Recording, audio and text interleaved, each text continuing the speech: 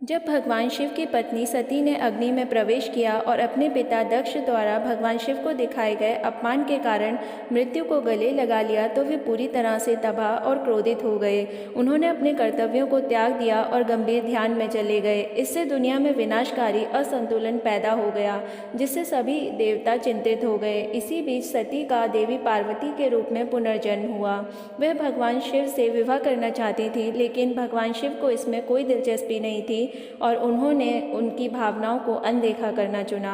भगवान ब्रह्मा ने नारद को बताया कि देवताओं ने भगवान शिव को प्रभावित करने के लिए कामदेव को भेजने का फैसला किया ताकि उनके और पार्वती के बीच विवाह संपन्न हो।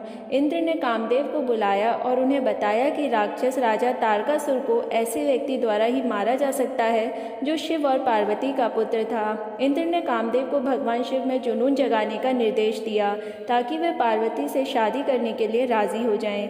कामदेव अपनी पत्नी रति के साथ अपने मिशन को पूरा करने के लिए भगवान शिव के पास गए। उस स्थान पर पहुंचने के बाद जहां भगवान शिव अपने ध्यान में लीन थे, कामदेव ने भगवान शिव के हृदय में जुनून जगाने के लिए बार बार प्रयास किए, लेकिन उनके कार्यों का कोई फायदा नहीं हुआ।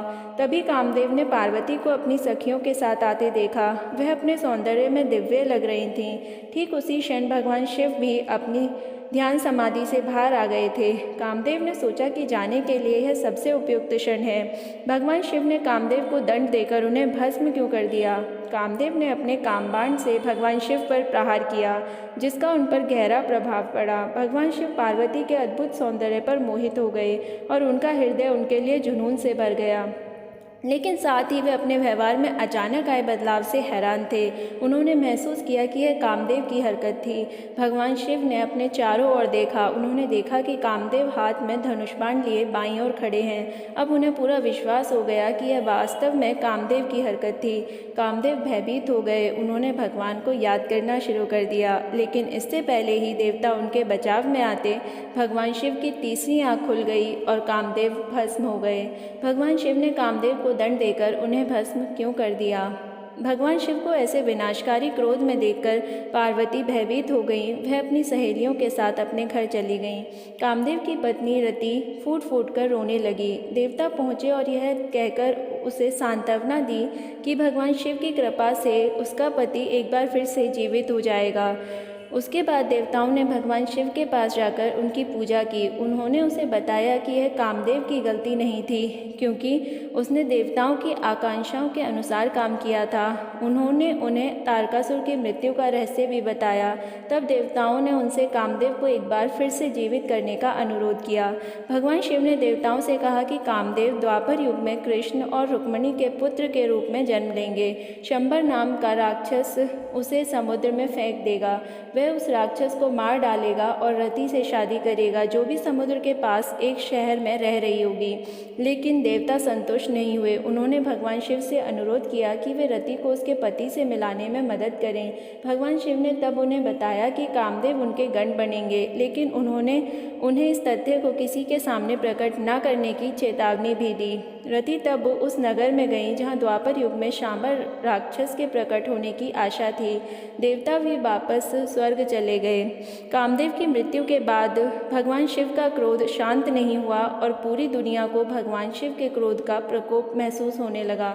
सभी जीव जंतु भयभीत हो गए। वे भगवान ब्रह्मा के पास गए और उनसे शिव के प्रकोप से बचाने के लिए प्रार्थना की। भगवान ब्रह्मा भगवान शिव के पास गए और उन्हें उनके अनुरोध से अवगत कराया।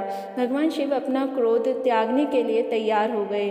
भगवान ब्रह्मा तब शिव के रोष को समुद्र में ले गए और समुद्र में चले गए। उन्होंने समुद्र से अंतिम विनाश तक इसे अपने पास रखने का अनुरोध किया। समुद्र इसके लिए राजी हो गए। इस प्रकार भगवान शिव का क्रोध समुद्र में समा गया और सभी जीवों ने राहत की सांस ली।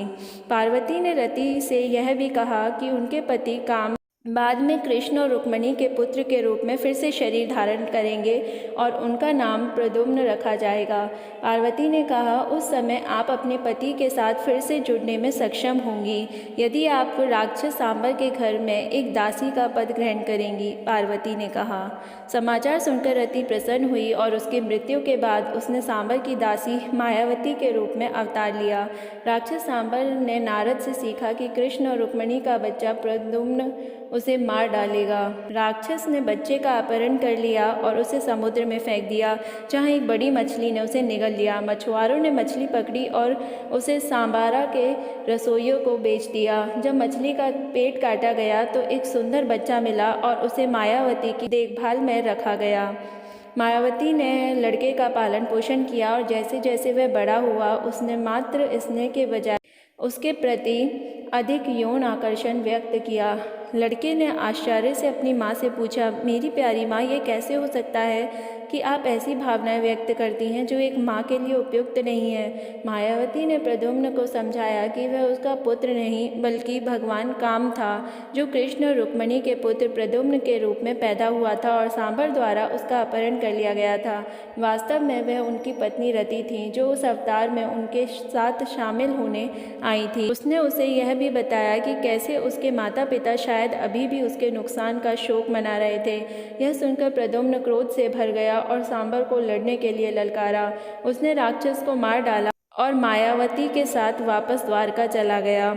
जब वे द्वारका पहुँचे तो सभी उनकी सुंदरता और कृष्ण के समान दिखने से प्रभावित हुए, लेकिन वह उन्हें पहचान नहीं पाए, क्योंकि जब उनका अपहरण किया गया था तब वह एक बच्चा था। यह उनकी माँ रुक्मिणी थी, जिन्होंने उन्हें उन मजबूत मातृ भावनाओं के कारण पहचाना जो वह उनके लिए महसूस करने लगी थीं।